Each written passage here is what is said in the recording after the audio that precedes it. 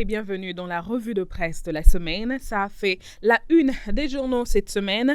Le décès de l'activiste burkinabé Alain Christophe Traoré, alias Alino Fasso. À la une du journal Ecomédia, on peut lire « La mort d'Alain Christophe Traoré, alias Alino Fasso, survenue le 24 juillet 2025 dans les locaux de l'école de gendarmerie de Cocody, bouleverse l'opinion publique ouest-africaine, tandis que les autorités ivoiriennes parlent d'un suicide par pendaison. Des sources proches de la direction de la surveillance du territoire DST évoquent une exécution maquillée alimentant un climat d'inquiétude et de méfiance. Activiste burkinabé engagé critique envers le pouvoir ivoirien, Alino Fasso avait été arrêté en janvier 2025 pour des chefs d'inculpation graves, intelligence avec une puissance étrangère, diffusion de fausses nouvelles et complot contre l'autorité de l'État. Un profil jugé gênant dans un contexte régional où les voix dissidentes sont de plus en plus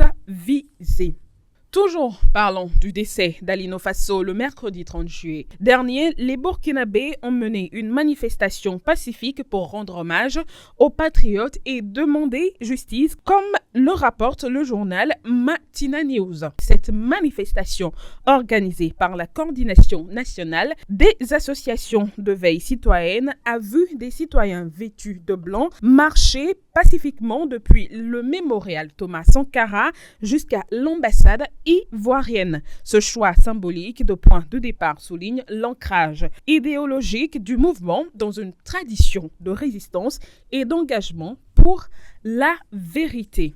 Sécurité, à présent, le Mali renforce sa coopération avec la Russie, comme l'écrit le journal Lomé 24 Info dans sa publication du 30 juillet. Le Mali et la Russie ont réaffirmé leur engagement à approfondir leur collaboration militaire dans le cadre de la lutte contre le terrorisme au Sahel. Lors d'une visite d'une délégation russe à Bamako, dont le vice-ministre de la Défense, le général Lounousbek Evkour, ce dernier s'est entretenu avec son homologue malien, le général Sadio Camara. À travers des discussions approfondies sur les défis sécuritaires du Sahel, les deux parties ont mis en lumière leur engagement à intensifier les efforts conjoints face à la menace terroristes. Toujours dans le cadre de leur visite dans l'espace AES, la délégation russe s'est rendue au Burkina Faso où il a été reçu par le capitaine Ibrahim Traoré, comme le rapporte le journal Matina News. Le capitaine Ibrahim Traoré, président du Faso, a reçu en audience une délégation de la Fédération de Russie conduite par le ministre russe de l'énergie Sergei Tivilev. Cette rencontre a été l'occasion d'examiner la mise en œuvre des grands projets bilatéraux entre les deux nations et d'identifier les priorités stratégiques de